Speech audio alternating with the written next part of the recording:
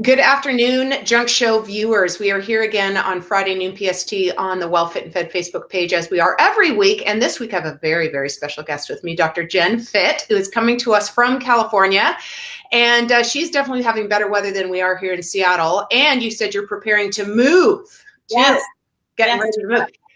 Interesting choice to move like days before the holidays. Was that like all part of the plan?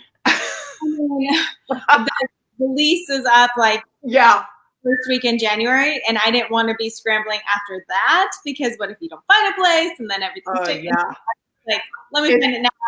That's okay. I'll get the tree later. Yeah, it's never a good time for moving, I don't find.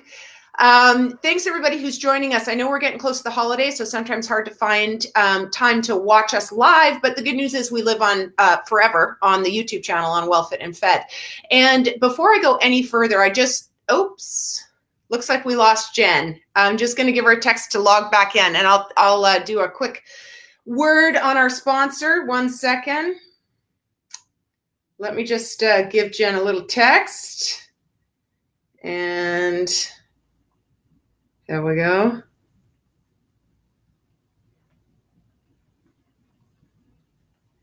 Okay, told her to log back in. So the Junk Show is always sponsored by the Change Cave, which is an online 12-module learning institute for women who want to up their wellness game. And so we talk about recipes and we talk about exercise and mindfulness. But the cool part is that we focus on a separate module every month. Rest and meditation is this month. Last month was healing fuel. Hey, Jen. See if I can bring her up. Hi there. Hi, I have no idea what just happened. I don't either. That's totally okay. I was just giving a word from our sponsor. I was talking about the membership program, the Change Cave. And guys, there is a big bonus week for the Change Cave coming up at about the third week of January. You're going to start to hear me talk about that because there are some big changes, and then there are going to be 5 new bonuses, which I'm super excited about. So just follow the link down below in the comments to the Change Cave to learn a little bit more about it. More importantly, we want to talk core today, core myths and misconceptions, and the perfect person to share that with us today is Dr. Jen Fit. I have been following her for a while now on Instagram. She's got an incredible presence, an incredible following, and I think, Jen, if I might say, you have this great background in physical therapy, then you also just have such an engaging presence online in your videos and kind of what you talk about, and you break down pretty complicated musculoskeletal issues so that people can digest it and absorb it. Like last week, you did this great segment on plantar fasciitis on your Instagram, and I learned a lot of stuff from that. So it was great. So thank you for putting out what you put out, and I'm appreciative of that.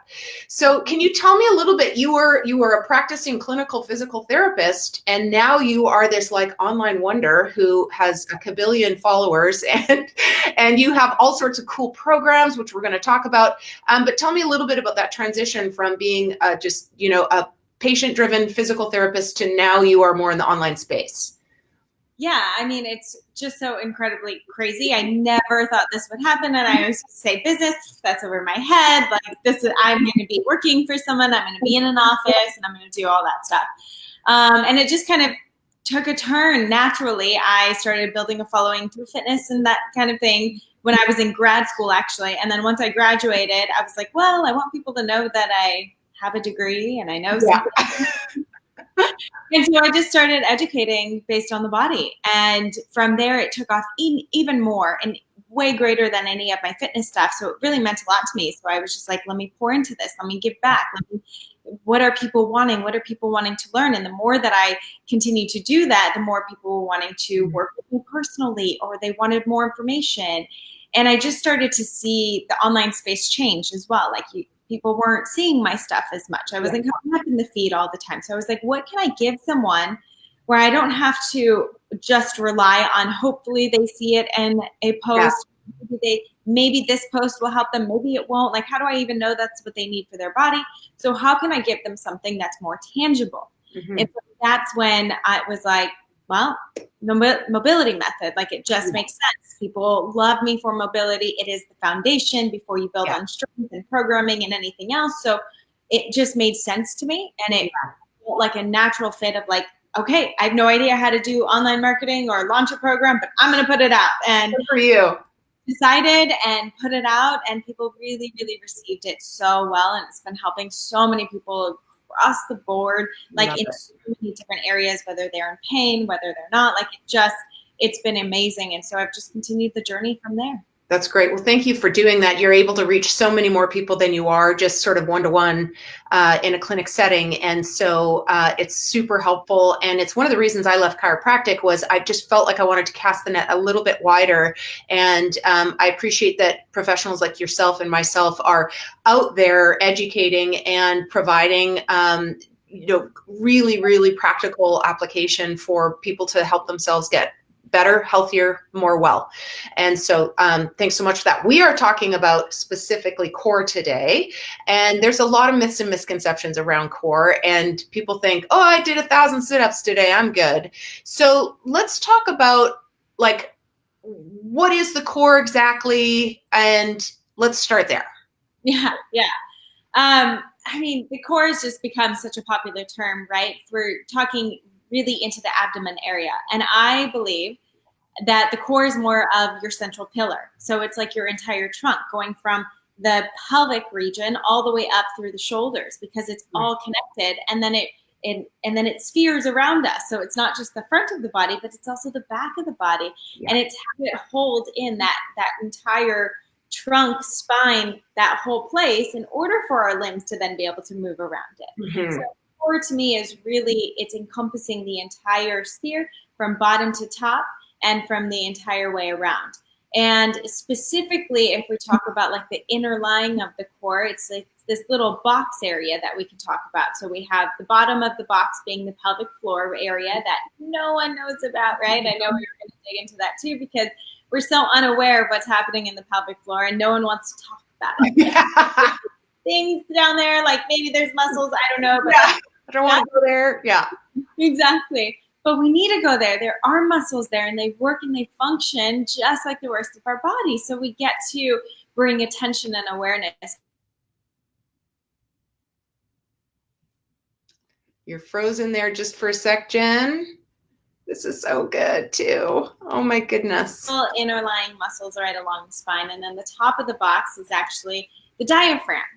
And that's also your respiratory muscle that we also forget about and don't think about a lot as well. So I didn't even talk about your rectus abdominis, which is the six-pack muscle, or the obliques or anything else. Like they encompass and do they play a role? 100%. But until we have that box kind of, yes, well, it's going to be hard to build on top of that. And a lot of the times people talk about core in looking and chasing the aesthetics of it and wanting that six-pack rather than understanding how it actually works and functions for us. Okay, I'm going to back you up just because you froze for a second. So we said pelvic floor.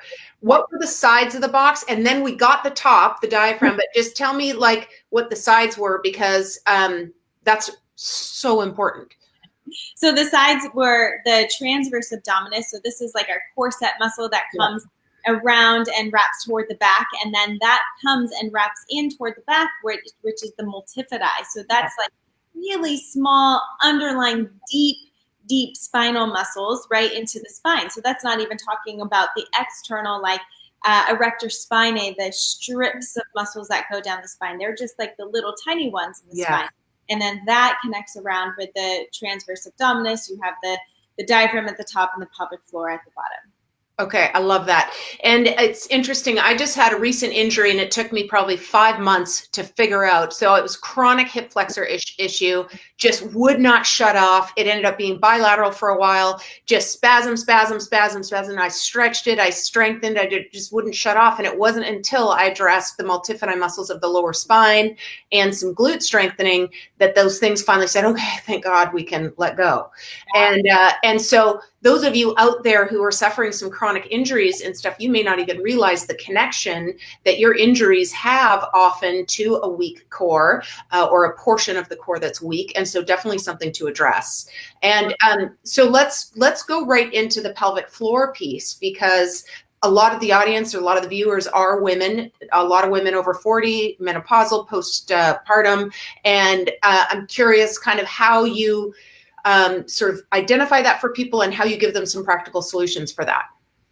Yeah, so I first like to say, like, I'm not a pelvic floor specialist myself, but they're out there. Yes. And that no one knows what pelvic floor therapy is even a thing. And so it's crazy to me that we go through childbirth and all these other things and you're not referred to a pelvic floor specialist. And this could be a PT, a chiro, whoever, but they have to be specialized in these, meaning they've taken numerous courses. They have a lot of hours underneath their belt, and they've taken a specialized test in order to get this specialty certification and understanding it in a deep, deep level. And what they can help with is just recovery and working along the journey of something that's been, through a journey, I would say. Childbirth, a lot of people get sewn up or because of tearing, because of ripping or different things. And it's crazy because then you think of like, oh, you go through rotator cuff surgery, you have things sewn back up, you have things like kind of taken care of. You're not just told, wait 6 weeks and then you'll be fine, go back to your normal activity. And hey, to boot, take care of a newborn on top of that and be lifting and carrying and doing everything else you're supposed to. But yet we have a baby and we're told, hey, wait 6 weeks and then just go right back to normal things, go back to activity and you'll be fine. And then all of a sudden these things like leaking and incontinence and all these other issues that kind of arise start to become normal. Yeah. And not normal. They're common, but they don't have to be normal. And I think people get to hear that message over and over and over again to just realize that just the same as you wouldn't just go from a surgery or something that got torn and sewed back up to waiting 6 weeks and just out, they always go to physical therapy. So you get to go to some kind of therapist who's actually specialized in the pelvic health and understand what you need for your tissue. It could be really tight. It could be really loose. It could be tied into mindset and how you kind of think about things. It could be tied into the positioning of the pelvis and whether it's stuck more one way or another is also related to the rib cage and the diaphragm, which is related to our neck. Like all these 3 areas get to be addressed. And then the strength, just like you were talking about the strength with the multifidi and the glutes and the core, it all goes into play. And it's a lot, right? Like we could talk about this for sure time, but at least just having this understanding that it's not just Kegels. Yes. Sometimes we're bearing down rather than actually lifting up. Yep.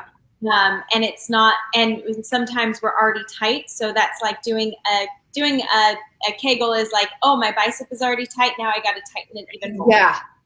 And so it's contracting on an already contracted area. So that might not be the answer for you. Maybe relaxation isn't the answer and you need more endurance and strength. And just the same way as we go to see you or I and the muscles, someone will feel the muscles down there. And it's very safe and it's very, but you want someone to bring awareness and to palpate and to understand. And it's different than a gynecologist, just like your MD is going to look for the illness and the disease. A gynecologist is going to look for the illness and the disease. They're not specialized in the musculoskeletal strength and the nerve issues that you have going on down there. Yeah. And so it can be addressed and it's supposed to have this natural lift and relaxation every single step we take, every breath we take, every strength training that we do.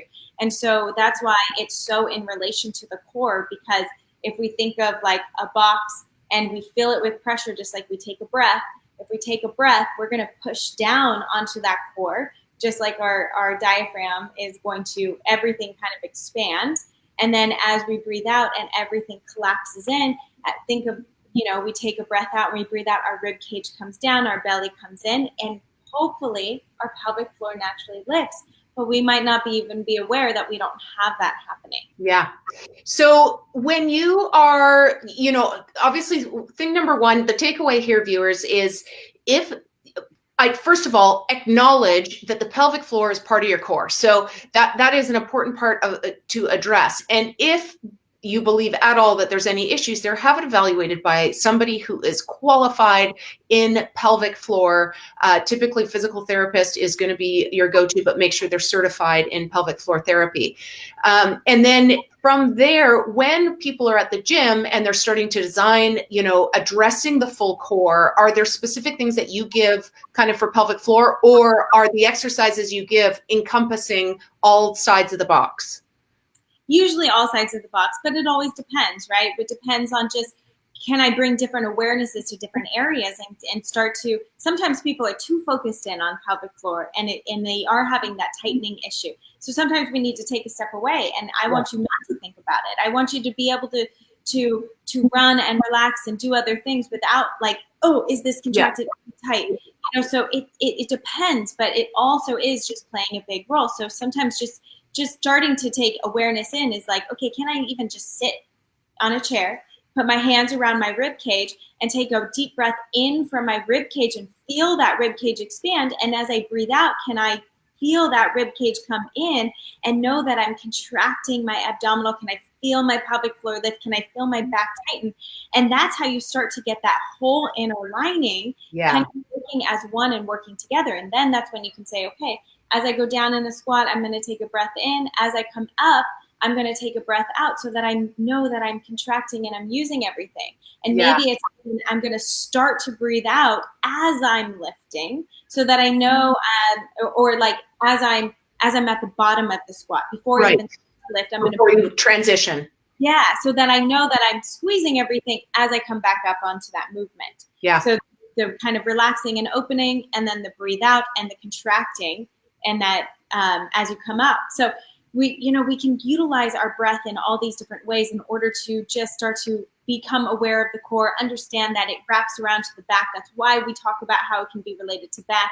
Yeah. If we're not utilizing that inner core correctly, that's when the hip flexors can start to take over. Yeah. And we start to realize that we're really contracted in our hip flexor. If we're not expanding that rib cage and using that diaphragm, that's when we start to sometimes fall into anterior pelvic tilt, and that diaphragm starts to lift and we breathe all from up here. Yeah. And we think, oh, I'm in anterior pelvic tilt, I have to stretch my hip flexors, when really it could be, oh, I just need to relax and breathe and get my inner core working well. Yeah, I love that you're kind of helping people go, like, don't panic. It doesn't have to be a complicated answer. Step back and start with the breath. Like, just start with breath work and tuning into your body. So I think that's big. Now, you mentioned something when we were talking about getting together about how diaphragm is so important and how diaphragm may also have some connection to chronic inflammation and that kind of thing. Can you share a little bit about that?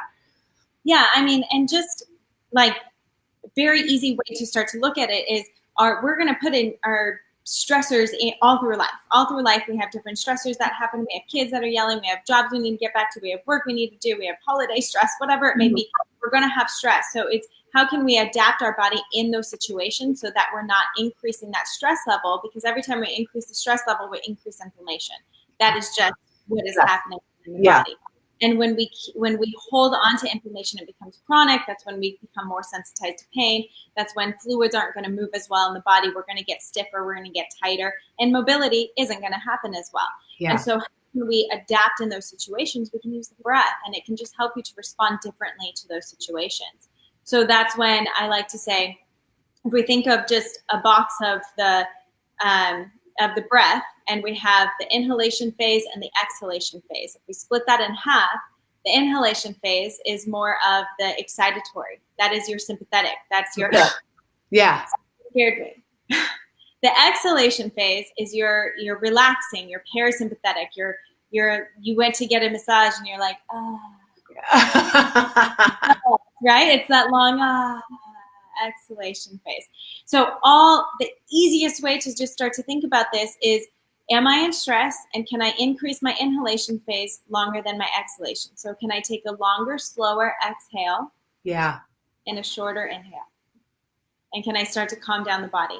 And even just doing that more regularly throughout the day, more like bringing more awareness to that exhalation phase more often, that is automatically going to help to pull you out of that excitatory, stressful state and can have an effect on long-term inflammation and chronic inflammation in the body.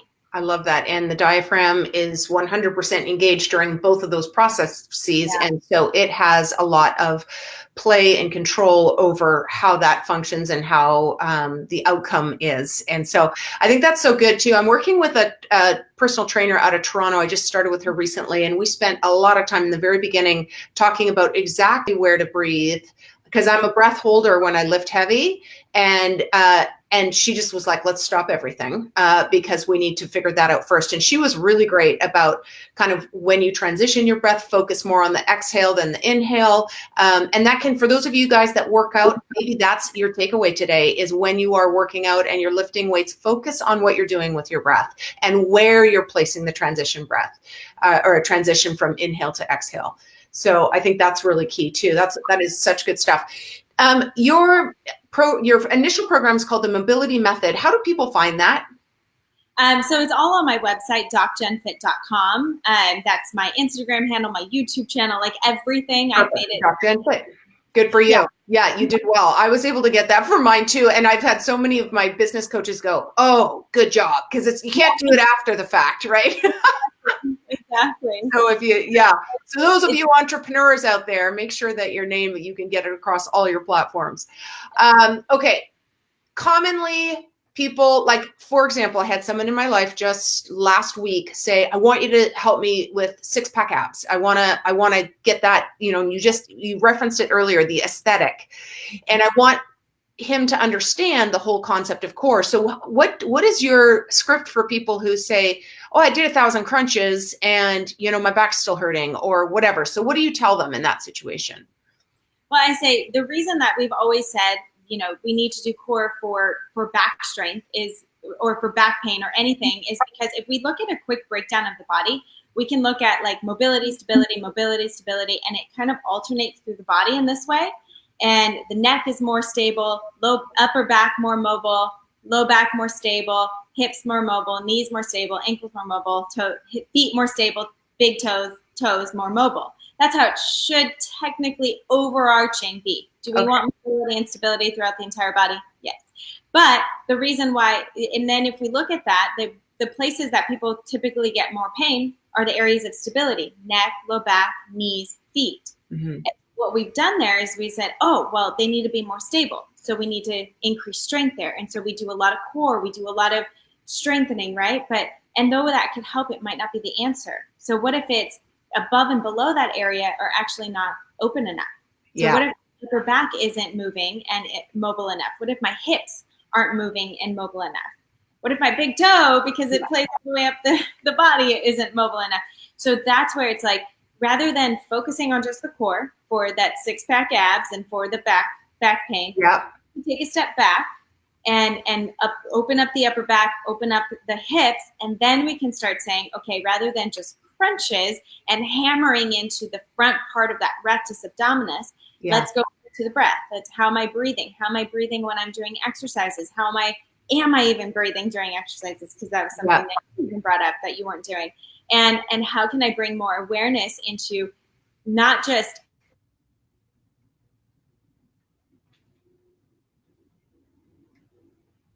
We're going to wait for you, Jan. I'm just like, a minute. Did I? You did. And I was just like, now it's so good. Yeah. I'm like, okay, so if she's frozen, I'm probably frozen. Hilarious. We both could have been frozen. But you were saying bringing awareness in the breath. Where are you breathing? And so what are some, like, when you get somebody in the gym and you're not having them do crunches, what are you having them do instead? I mean, we do a lot of we use the breath, and even just laying on the back or even just sitting or hanging on a bar, anything. So anything that we're doing, if we're going to start going into core exercises, laying on the breath, and I'm saying, okay, can you just, with your knees bent, as you breathe out, can you lift one leg and can you lower it back down? Can you feel, as you breathe out, can you feel that kind of contraction coming from all areas of the body, the floor, the rib cage, the back, everything? And as you lift the leg, and then as you slowly lower it, can you still hold that? And then can you switch and alternate? Can you keep that moving without the hips kind of wobbling side to side, and without the back compensating and taking on a lot of pressure. And so then we will start to see, are the hip flexors overactivating and wanting to do more than the low body? Or the inner core, the transverse abdominis, is the back wanting to work harder and kind of arch for you? So you'll start to notice little tendencies of overcompensation and activation through different muscles when you just start to go like, okay, let's take the ego out of this and just like worry about how much I can lift and how many crunches I can do, but let's go back to the basics and just start building from there so that I start reprogramming how I'm telling the body to move. Yeah. And I think a key point, because that was a difficult thing for me in practice, was compliance with this type of work was tricky because people didn't understand the value of it. Those who did it and saw the results did, but when you go from doing, ab hangers and you're doing tons to doing like this super subtle, just like breathe in, breathe out, slight contraction, pelvic stabilization work, people are like, what's that going to get me? And I think a big key that you're driving at here is once we're so integrated and we have such control, then that's going to translate to you using your core more effectively through everything else you do, which is exercise in and of itself. And so as you're, doing that squat, if you've been practicing what you're talking about, then you're going to integrate that better. It's going to be working like it should be, and not asleep while your low back does all the work, or then you are getting it, you are training it more as you exercise. So are you a fan of planks and some of the like different kinds of moves that we can do that are sort of non-crunch? Yeah. I mean, I'm not I don't like to put bad things in people's mind, like this is bad, this is good. I used to do that, believe physical therapist who was like, only do this. But now I've kind of opened up my mindset and it's just like, well, what's the intention behind it? So if you're really good at rounding the spine and bending and only doing flexion type movements for core, what if you started just doing more stabilization where you're only moving the extremities and you're resisting rotation or resisting flexion, things like that. So I think just doing something different and reteaching your body in a different pattern and a different way is going to bring more variety. It's going to help your body to understand different kinds of movement patterns, different kinds of muscle activations, and it's going to make you more well-rounded mover to keep you longer in the gym, moving, feeling better. Injury-free. Exactly, and living longer if we could just start doing something different. And I think that's not bad, not good, just different. Yeah, and I think that's a huge takeaway because Jen has already talked about earlier in the show, your rectus abdominis is one part of about a 10-piece puzzle. And so we've got pelvic floor and we've got transverse abdominis and we've got multifidi and we've got all sorts of diaphragm, and there are so many pieces that you want to work on. So I love your idea of, look, if all you're doing is crunches, then just try something else. When you go to do your core work, pick a different set of exercises so that you're constantly challenging different areas of that core. And then we don't get into that sort of overtrained one part, undertrained other part, then big imbalances start, and that's not good either. Exactly. So, okay, you have a new program called the Optimal Body Program. Can you tell me a little bit about that? Because I was just reading about it and I want to hear a little bit more detail about what it is and how we get involved. Yes. So I love this. This is more of like, if you don't have anything specifically happening, but you want to continue to learn about your body, you want to continue to knock at that different areas, whether it's mobility or core stability and everything we've been talking about, or like just movement and sweating and getting your body feeling different kinds of muscle usage, because I call it functional HIIT workouts, where it's still going to be high intensity, but there's modifications for everything. But it's going to rotate you. It's going to make you stand on a single leg when you're doing an exercise. Cool. It's going to make you do different things that you might not do in the gym. And the whole point is just, again, variety, doing something different. And I'm pouring education into it. So it's a lot of what are you feeling? Why might we move in a different way? Why might we sit back? Why might you want to grip in the floor? So it's a lot of education and talking it through. So my whole point of that program is really to say, we're looking for the problem all the time to the solution. So we're looking for the solution of initially, here's what I see as the problem. I'm having this pain, but why? And we're always looking so superficially at that top layer of like, here's my pain, let me just address here. When really we need to say, okay, here's your body talking to you. Yeah. Things happening, but what is it that you're neglecting all underneath? What if you're just like, we could bring up the crunches example, right? What if you're only doing crunches, but you're neglecting single leg stability? Mm-hmm. You're neglecting some strength aspects. You're neglecting some mobility flow within your body. You're neglecting how to do that core strength. So rather than just focusing on that problem, what if we started to open our minds to say, oh, what am I not adding in that I need to be adding in? It feels a lot more positive and empowering to me to do that. And I love solutions to wellness problems that aren't symptom related, so and driven. So for example, if, for instance, my hip flexor, if I only had focused on that and just, that's where it hurts, that's where I need to work. If I hadn't looked at the bigger picture and said, well, what's going on, in other areas, and how about I just address that non-judgmentally and see what happens. And so I love that that's what your program is going to offer. So what's the structure of it? And people would get to it through your website, but is it like a certain length course, or is it an ongoing membership type program? It's an ongoing membership type program. So the longer you're in it, the more stuff that you have. So it always starts off with 4 different types of HIIT workouts, cool. All done from home. 4 different types of stability workouts for your core. So I talk about like from level 1 to level 4. And even if you're like, I have a super strong core, I want everyone to start at level 1. Let's just see. Again, something different probably out of your norm. So just start with me here, and then we'll work our way through, to level 4. And then 4 different mobility flows for the whole body, for the spine, for the upper body, and for the lower body. So I like those to be like, here's your warm up for your lower body day. Here's your warm up for your upper body day. Here's your recovery day, whatever it may be. You can use it interchangeably in different ways. And then I also have a mindset tool that I add in every single month. For the first month, it's all based on the breath and everything that we kind of talked about, why we do it, how we do it, how to optimize it, and why that's so correlated to the body. That's great. And so every month that you stay in, you get 4 new ones in each category, and another mindset tool to start to focus on and how that's related to the body. After a full year of me, it's a lot, and you have tons to continue to go back to and play with and do over and over again.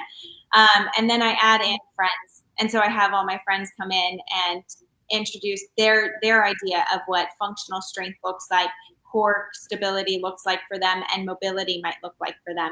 So these could be personal trainers that I learned from myself. It could be other fellow doctors of therapy or chiropractors. It could be people who are specialized in kettlebell training and animal and in so many different areas, so that I continue to have I just want people to learn and explore the body. That's the idea. That's awesome. Okay, well, I'll be your jump rope expert, okay? Oh, yeah, there you go. Okay, awesome. I think you're a little bit more of an expert than that, but we can. It's my passion, though. I do love it, and it's it kind of is a great place for us to start to wind the show down. And that is, no matter what, we need to be moving our bodies, and we need to be doing something that brings us joy, right? And if you absolutely hate doing kettlebells, don't do kettlebells. Do find something. And that's one of the things I've liked about following you is you always inject some joy and fun and play into what you're doing, and it's magnetic. So it's very motivating. So thank you for doing that. It's awesome.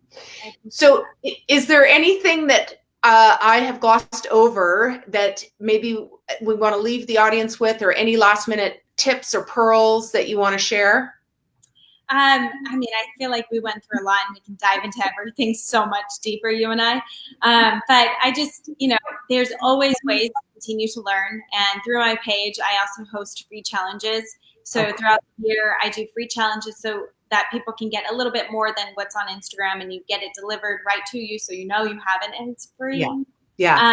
Those are awesome. There's always opportunities to continue to learn and to take appreciation for what we have right now, because we don't want to wait until you're in pain Yes. or wait until you have that injury. Like, if we just sat and like acknowledge everything that our body did for us every single day, like, oh, I sat out of bed today. I can stand on my legs. I can pick something off the floor. We forget about all of these things that we can do, and we start to focus on what we can't do. So before we get to that place, focus on what we can do and realize and take the opportunity to learn. There's a huge world out there. Everyone's educating and putting out amazing information. So it's out. Take it, grasp it, learn it, and move with it. Yeah, for sure. Thank you so much, Doc Jen. I really appreciate you being here.